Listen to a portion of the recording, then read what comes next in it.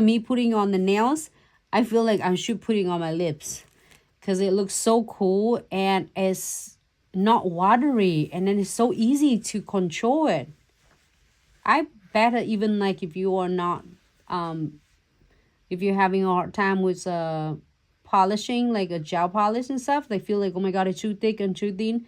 You're gonna have so much fun with this because it's so different. It's so interesting. And try to like upside down and see it's gonna spill, but it didn't.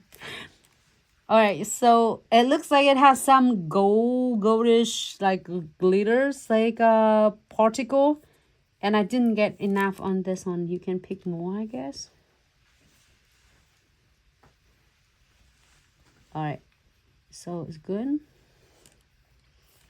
Not worry, because I'm gonna do a second coat. Oop, I pull them off. Look at this one, it's cool though. That's not bad.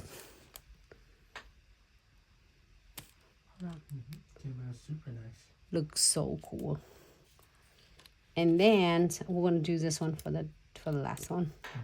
You can go ahead and start swatching it. No, but my brush is heading that one.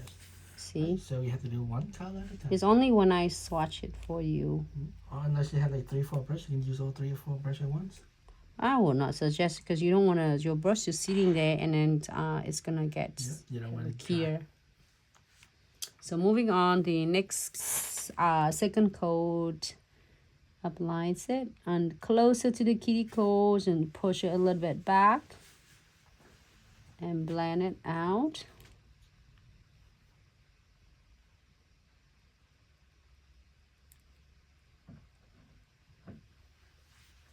Okay.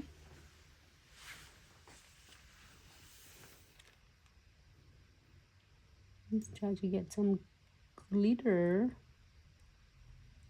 Okay, here.